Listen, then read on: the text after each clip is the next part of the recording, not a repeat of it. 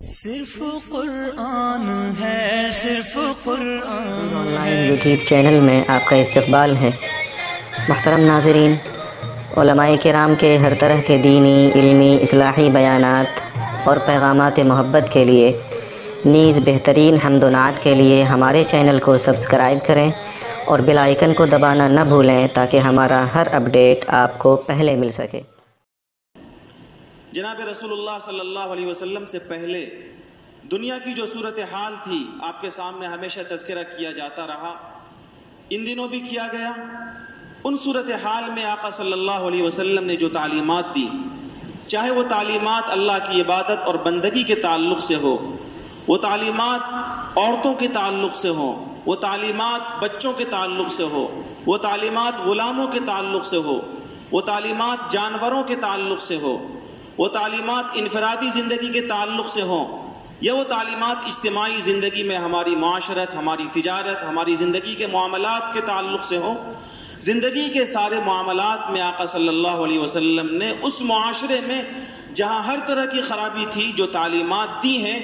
ان تعلیمات میں انسانیت کے لیے سراپا رحمت و سکون کا پیغام تھا،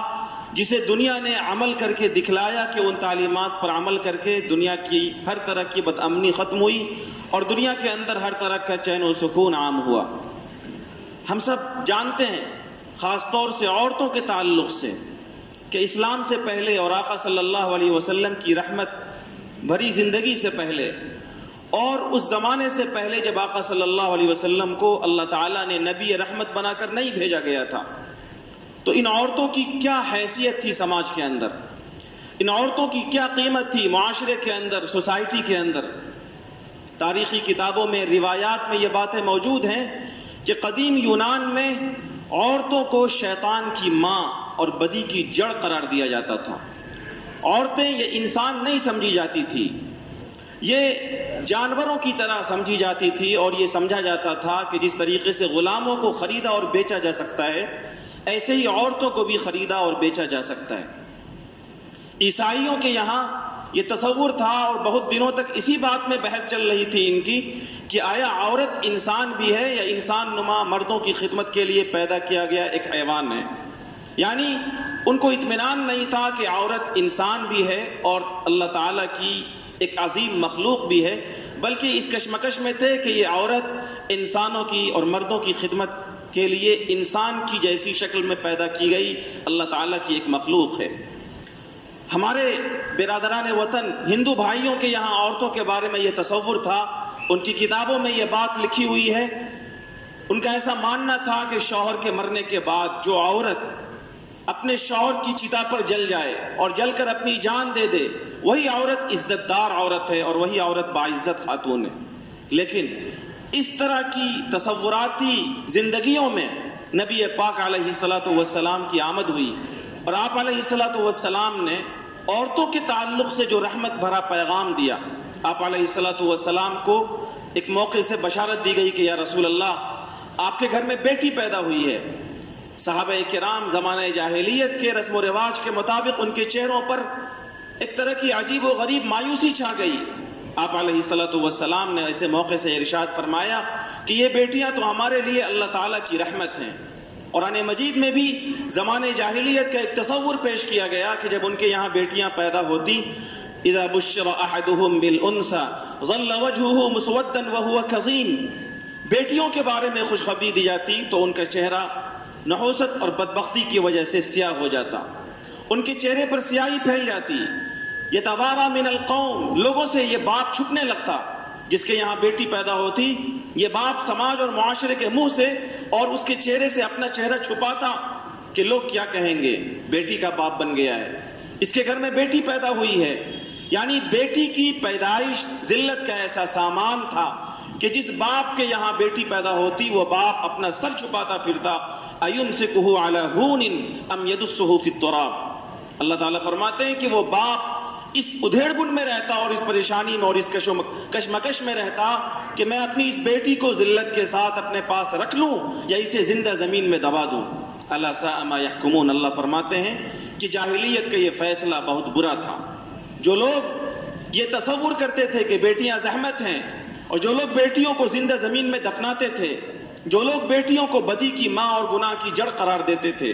جو لوگ عورتوں کے بارے میں یہ تصور رکھتے تھے کہ شوہر کے مرنے کے بعد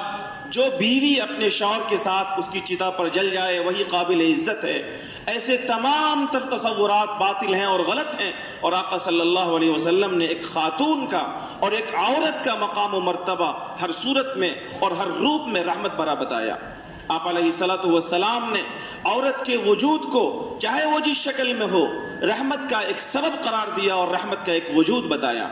اگر وہ ماں ہے تو آپ علیہ الصلوۃ والسلام نے اور نبی رحمت نے، آقائے رحمت نے، جن کو اللہ نے سارے جہان کے لیے رحمت بنا کر بھیجا، انہوں نے ماں کے بارے میں یہ بتایا الجنت تحت اقدام الامہات، کہ ماؤں کی خدمت کرو اللہ تعالیٰ تمہیں جنت عطا کرے گا، ماؤں کے قدموں کے نیچے اور ماؤں کی خدمت کے بدلے اللہ تعالیٰ تمہیں جنت سے سرفراز کرے گا۔ پوچھا گیا یا رسول اللہ من احق بحسن صحابتی، میرے حسن سلوک کا، میرے اعلیٰ اخلاق کا، میرے کردار و گفتار کا اور میرے بہترین اخلاق کا سب سے زیادہ مستحق کون ہے؟ آپ علیہ الصلوۃ والسلام نے جواب میں ارشاد فرمایا امک، تمہاری ماں۔ اس دنیا میں تم سب سے زیادہ کسی کے ساتھ حسن سلوک کر سکتے ہو تو تم اپنی ماں کے ساتھ کرو۔ صحابی نے پوچھا ثم من یا رسول اللہ،